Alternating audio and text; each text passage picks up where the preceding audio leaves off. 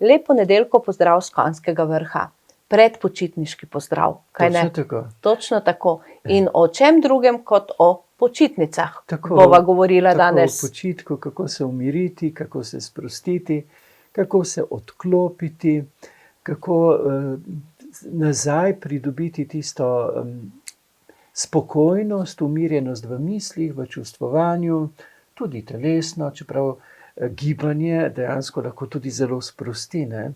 Sedaj so zopet, bi rekel, popularna razna romanja, ko se odpravimo peš na pot v oddaljnejši kraj, ker skozi hojo dejansko umirimo, sprostimo, za seboj pustimo tisto, kar nas je obremenilo, obenem se miselni procesi sprožijo hitreje, oziroma lažje predelamo tisto, kar bi doma za mizo, že tako preobremenjeni z neštetimi razmišljanji in obveznostmi, težko dejansko domislili, premislili in se na koncu koncev tudi določene zadeve razrešili, se osvobodili, sprostili, skratka, razmišljali bo o vsem tem, kar je občasno potrebno, da ne pregorimo, da ne obnemoremo oziroma da ne zapademo v neko tesnobnost čutenj, ki jo povzroči to, da kar naprej nalagamo nekaj kot obvezujoče, pa ni čisto predelano,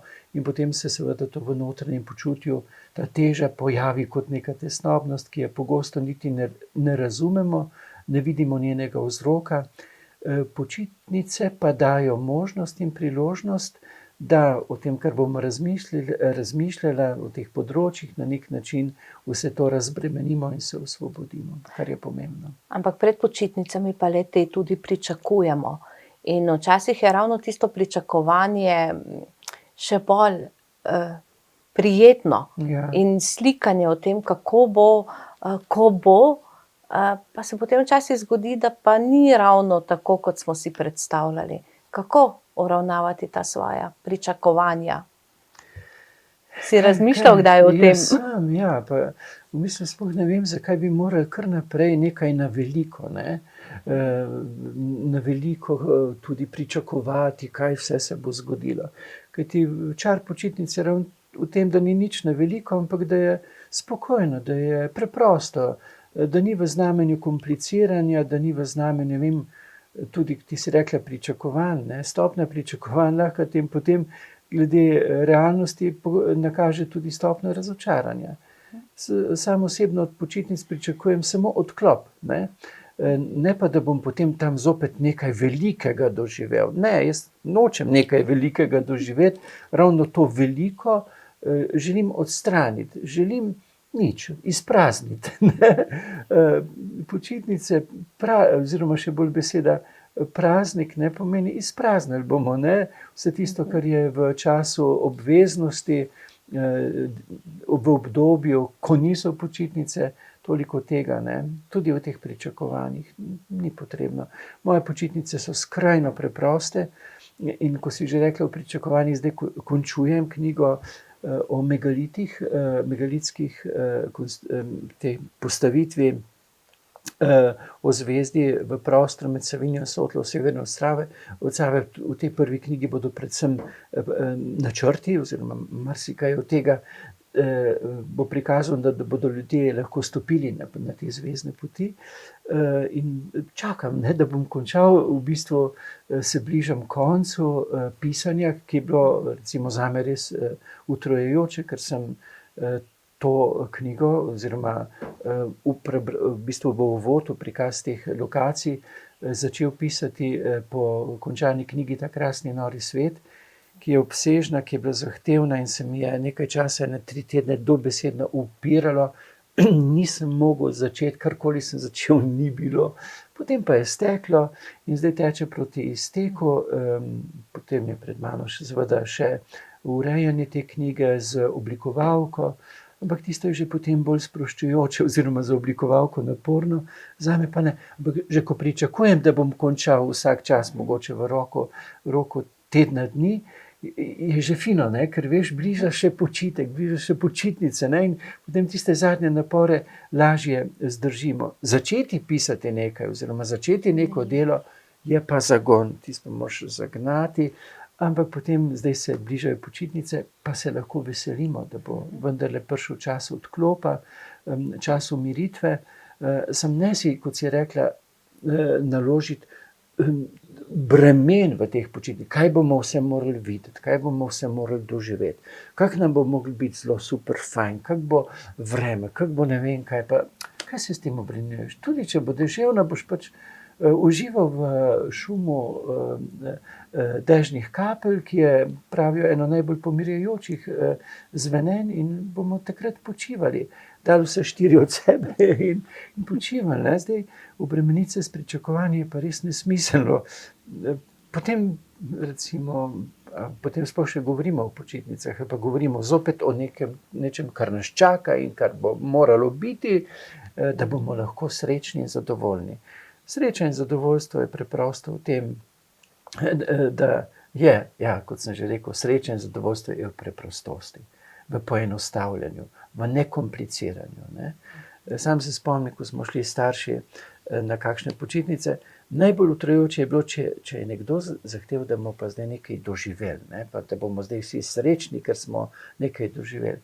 Pusti me pri miru in me ne gnjavi za svojimi pričakovanji. Ne? Ali pa primer, ko nekdo, ki ima rad sončne vzhode, zato, da bi svojim najdražjim privoščil nekaj počitniško lepega, jih meče zjutraj iz postelje, da bi šli gledati sončni vzhod, oni pa želijo spati in gledati nočne zvezde.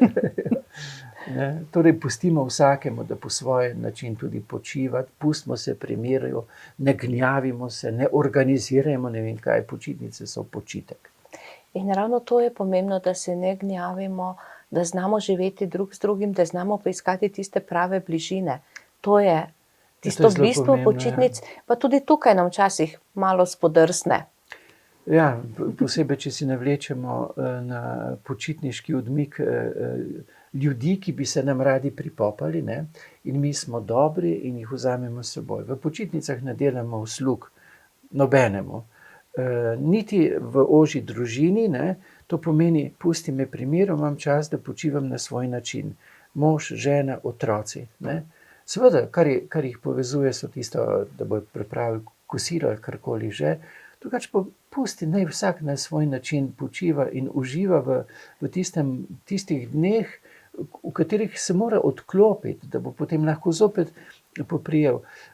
To, kar pa si rekla, ne, bližine, ja, tu ne delamo uslug, kot sem rekel, ne, ker so mi pripovedovali, že kar nekaj zgodb sem slišal, ko so rekli, pa bi mi šli zraven, pa so družine sicer bile povezane. Ampak potem to niso bile počitnice, ker je bilo kar naprej neko prilagajanje, pa neko hotenje, da se bomo imeli fajn, pa so neki komplicirali, pa zapletali. In na koncu so prišli zmatrani domov. Ne. Najboljše, če gre na počitnice, družina sama, ne. Oziroma, ko so mladi, da grejo s svojo druščino, da dejansko se res lahko naredijo tisti odklop, ki ga potrebujejo. Ne pa nekoga si navleči, da boš potem moral biti zopet ustrežljiv, prilagodljiv, da bodo oni zadovoljni, ti pa boš dejansko ostal brez potrebnega počitka in odklopa počitnic. Se pravi, tudi načrtovanje počitnic oziroma priprava počitnic ni tako enostavna, kot si včasih mislimo. Moja je zelo enostavna. Moraš vedeti logične točke, kaj ti nudi počitek. Pri meni je čisto preprosto. Ko bom končal to knjigo in ko bo oblikovana, tamle vzadaj 200 metrov je gozdarska hišica, kapra se bo prav blizu pasla, ali pa bom celo tam, ker se ona pase. Najprej bom moral glavo odklopiti, ne? To pomeni, da ne bom niti bral, ampak bom dejansko počival in pustil, da se bodo misli same odvijale, da bom razrešil tisto, kar ni razrešeno, in da bodo potem to, kar moram še domisliti in bi me drugače v ozadju vznemirjalo, da se bo samo odvilo, razrešilo. Potem pa, ko bo glava spočita, bom pa verjetno vzel kaj sproščujočega. To ne pomeni kakšno rumeno revijo, zame je sproščujoče, da bom vzel zopet v roke klasike, pisatelje in si privoščil kakšnega izmed dobrih romanov ali pa kaj take, da bom stopil v tisto zgodbo, da bom šel tudi v zgodbi, ki mi ga ponuja določen roman, na odmik, ne, da bom stopil v tisti svet in da bom dejansko si slikal te podobe. Zato filma že dolgo nisem gledal, ampak to pač meni ni, ne, ker mi vse drugi slikajo, kak naj bi bilo.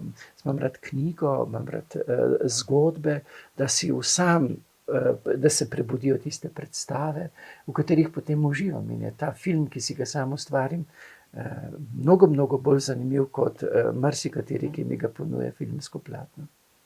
In seveda ti želimo lepe počitnice, zagotovo te bomo obiskali Lepo. in povprašali, kaj vse še počneš. Ja. In tudi vsem ostalim želimo prijetne te še junijske dni, kolikor jih je še ostalo, in seveda Se vidimo. lepe počitnice in se vidimo. Kmalu. Lep pozdrav.